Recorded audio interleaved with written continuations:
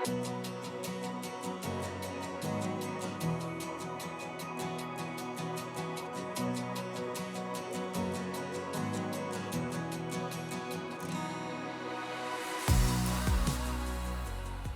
back to the Acceptance Project podcast. I'm your host, Dr. Bryan Gross. Today, I'm going to either introduce you to someone new or remind you of someone you've known for many years, and this person had a huge impact on so many people. Now, I may not give you the whole story at once, but by the end, you'll know the rest of the story.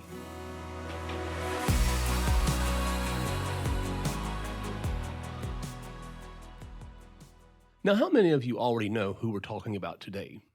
If you guessed Paul Harvey, then you're probably old enough to remember those car rides with your parents. The kind where the only air conditioning was both windows rolled down and your dad driving 65 miles an hour down the road. Your legs were sticking to those vinyl seats and the smell of fresh country air and, well, maybe a cigarette hanging from your dad's lips like he was in a Charles Bronson movie filled the car. And what road trip would be complete without those road trip games you and your siblings played that was bound to eventually end in a fight? My sister loved to play this game, which was so annoying. It's the game where she would wave her hand in front of my face about 2 inches from my nose and say, "You can't hit me because I ain't touching you." This would go on until Mom or Dad had had enough and threatened to stop the car, and then we'd sit in silence, just listen to the radio until her next round of shenanigans began. I was such a great brother, kind and patient, and now having my own podcast and can say what I want, and there's nothing she can do about it because I ain't touching her. Now, this was a day and time before Spotify, before playlists, before Bluetooth turned every car into a rolling concert. Back then, finding music or anything worth listening to took a little work. You didn't tap a screen, you twisted a dial, slowly, carefully, like you were trying to crack a safe. And that static, it wasn't just noise, it had personality. It danced across the dashboard like it was doing the foxtrot, fading in and out, teasing you just enough to think you had the station before it slipped away again. Every few miles, you were back at it, searching for something that would come in just a little more clearly. But somehow, no matter where you were or how far you'd driven, it always seemed like Paul Harvey came through loud and clear. And when he did, everything else kind of paused. Conversations slowed down. Nobody reached for the dial. You just listened. Because you knew there was a great story and a famous tagline that was coming, and we all remember that line. And now you know the rest of the story. Now here's the thing. Paul Harvey wasn't just a voice on the radio. He was a voice that could make you pull your car over or sit in the car a few extra minutes just to hear the rest of the story. He was born in 1918 in Tulsa, Oklahoma, at a time when radio wasn't just background noise, it was the main event. His father, a police officer, was killed when Paul was just a kid, and somehow, through all of that, he found his way to a microphone. By the time he was a teenager, he was already working in radio, not famous yet, just learning, practicing, finding that rhythm that would later become unmistakable. Now fast forward to the 1950s, and now he's a national voice through ABC Radio with a program called News and Comment. But that's not what made him unforgettable. What made him unforgettable was something called the rest of the story. And if you've ever heard it, you know exactly what I'm talking about. He would start telling a story, something simple, something that felt familiar, and as you listened, you started making assumptions. You thought you knew where it was going, and then right at the end, he'd flip it. One detail, one reveal, one moment that made you stop and go, wait a second. And suddenly, the story wasn't just a story anymore. It was perspective. At his peak, millions of people were listening every day. Farmers in the fields, families around the dinner table, people in their cars just trying to get from one place to another and ending up somewhere completely different by the time the story was over. His voice had rhythm to it, this pause, this timing that pulled you in. He didn't need to be loud, he just needed you to listen. He did this for decades and earned some of the highest honors in journalism, including the Presidential Medal of Freedom. And when he passed away in 2009, it sort of felt like a world got a little quieter, like we lost a voice that had been riding alongside us for a long time. But here's why I wanted to talk about him today. Because what Paul Harvey did still matters, maybe now more than ever. He taught us lessons about life, gave us wisdom without making it sound preachy, and somehow left us feeling just a little better about the world in the middle of all life's twists and turns and the mess we found ourselves in all too often. So today I'm going to give you three things we can take from Paul Harvey's lessons. First, don't assume you know the whole story. We do this all the time. We meet someone, we see one moment, one behavior, one interaction, and we decide who they are. Paul Harvey built an entire career reminding us that what we see first usually isn't the full picture. And when it comes to bullying, exclusion, or just everyday interactions, that matters because the person you're writing off might be carrying a story you've never taken the time to hear. And if we're being honest, sometimes we don't just miss the rest of their story, we replace it with one we've created in our own minds. We fill in the blanks with assumptions, and those assumptions can quietly become labels. And once someone feels labeled, they try to shrink. They speak a little less, show up a little differently, and over time, they may begin to believe the version of themselves that others decided was true. Has someone ever told you a story about someone you've never met? Maybe it was a new coworker or a neighbor down the street. And the person sharing that story had an interaction, walked away with their own conclusions, and now they're handing those conclusions to you like they're facts. And just like that, you start forming opinions about someone you've never even had a conversation with. Now flip that for a second. Maybe you were that new person. Maybe you were the new coworker walking into a space where people had already decided who you were before you ever opened your mouth. And you could feel it.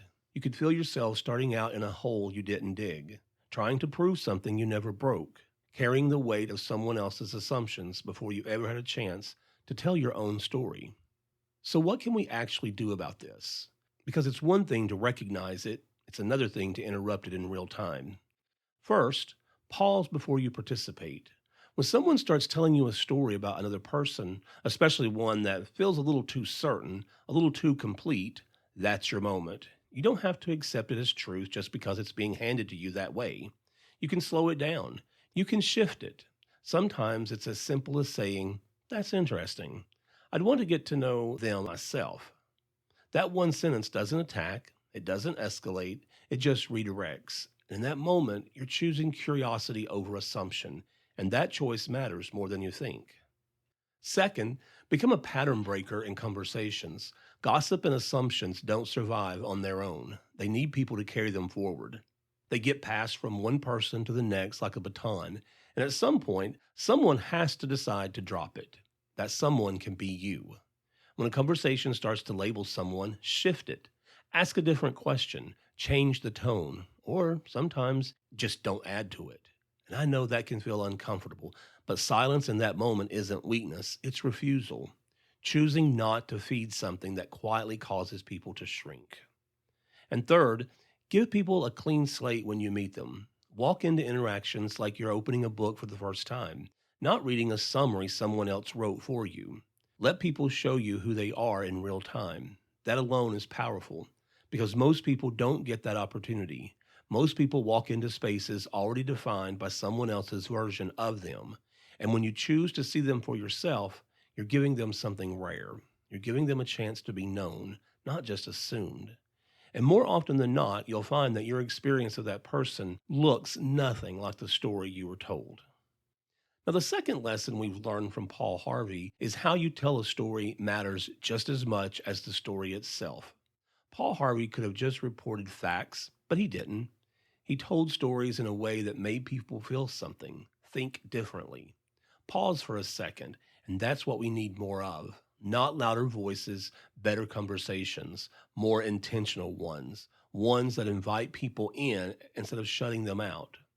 So, how do we actually do that? How do we create conversations that feel like an open chair at the table instead of a closed door? It starts with how we show up, not to win the conversation, but to understand it. That means asking questions that don't have hidden agendas behind them. Questions like, "What's your experience been?" Or, "Help me understand how you see that." And then actually listening, not just waiting for your turn to talk, but really hearing what's being said, because people can feel the difference. It also means being mindful of our tone. You can say the exact same words two different ways, and one invites someone in while the other pushes them out. A little patience, a little openness, a willingness to sit in a moment that might feel uncomfortable, that's where real conversation starts to happen. And sometimes it's about making space where there wasn't any before. Notice who hasn't spoken and simply saying, I'd really like to hear your thoughts. That one sentence can change everything. It tells someone they matter. It tells them their voice belongs in the room. And here's the part we don't always talk about. You don't have to have all the answers to create a better conversation. In fact, sometimes the best thing you can bring is honesty. Saying, I don't know enough about that, but I'd like to learn, is one of the most powerful invitations you can offer. It lowers the walls, it shifts the energy, it turns a debate into a dialogue. Because at the end of the day, better conversations aren't about being right, they're about making sure no one feels invisible while we're having them. And third, timing and presence matter. He knew when to pause, when to let something sit, and I think we've lost a little bit of that. We rush to respond, rush to judge, rush to fill silence. But sometimes growth happens in the pause. Understanding happens when we slow down long enough to actually hear someone, not just to react to them. Because there's a difference between hearing someone and actually listening to them. Hearing is passive. It's the words hitting your ears while your mind is already racing ahead, building a response, practicing a rebuttal, deciding what you're going to say next. Listening is different. Listening is intentional. It's choosing to stay in the moment long enough to take in not just the words, but the meaning behind them. It's letting what someone says settle for a second before you decide what to do with it. Too often, we listen just long enough to respond. We're not trying to understand, we're trying to reply. And when that happens, communication turns into competition. Two people talking, but neither one really being heard. But real communication, the kind that actually connects people, requires something more. It requires us to listen with the purpose of understanding, to take in what's being said, to process it, to digest it before we ever open our mouths. I've said this on earlier podcasts. There's a reason God gave us 2 ears and 1 mouth. He wanted us to listen more and talk less. And when we do that, something shifts. People feel it. They feel when they're being rushed, and they feel when they're being received. And when someone feels truly listened to, they don't have to fight to be understood. That's where trust starts. That's where connection grows. And that's how communication is actually supposed to work. So if you take anything from Paul Harvey, take this. There's almost always more to the story. And the moment you think you've got someone figured out, that might be the exact moment you need to lean in and listen a little more. Because people are more than the moment you met them in. They're more than the version of themselves you decided is convenient. There's a whole story, and most of it you haven't heard yet. And maybe that's the challenge for all of us, to slow down just enough to leave space for the parts we don't yet understand, to resist the urge to write someone's story after one chapter, to choose curiosity when it would be easier to choose judgment. Because every time we do that, every time we give someone the chance to be fully seen and fully heard, we're not just changing a conversation, we're changing what it feels like to belong. And the truth is, you never know what someone is carrying into the room with them. You never know what they've walked through, what they're still trying to make sense of, or how close they might be to shrinking or stepping forward. And sometimes all it takes is one person willing to listen differently, to respond differently, to see differently, to change that direction. Because when we take the time to listen, to understand, and to hold space for the full story, something powerful happens. We move from assumption to awareness, from reaction to connection, from exclusion to acceptance. If this episode made you think about someone, share it with them. And if it made you think about yourself, I'd love to hear that too. Send me a message at info@bridgingsuccess.com. Tell me what stood out. Tell me what you're thinking. Good, bad, somewhere in between. Your voice matters here. And if you're enjoying the podcast, take a moment to follow it, rate it, and share it. That's how we grow this community, one conversation at a time. I have recently gotten some new Bridging Success swag I would love to share with you. So reach out and let me know how you're enjoying the podcast and share a story. I have all kinds of cool things lying around my office. It may be a pen, a bookmark, maybe even a book I love. Reach out and let's keep the conversations moving. And just remember, before you decide who someone is, ask yourself if that's their story or someone else's version of it. What you've heard may be shaped by bias, not truth. Give people the chance to show who they are. And with that, you now know the rest of the story. So until next time, take care of yourself and take care of those around you.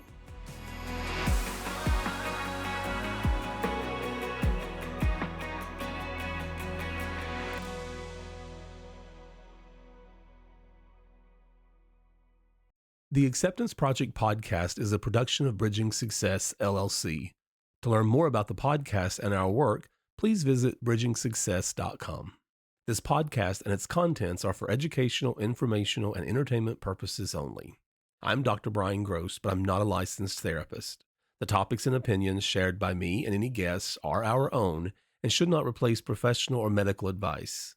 If you're seeking mental health support, medical guidance, or help with personal matters, please reach out to a licensed professional who can provide the individual support you need.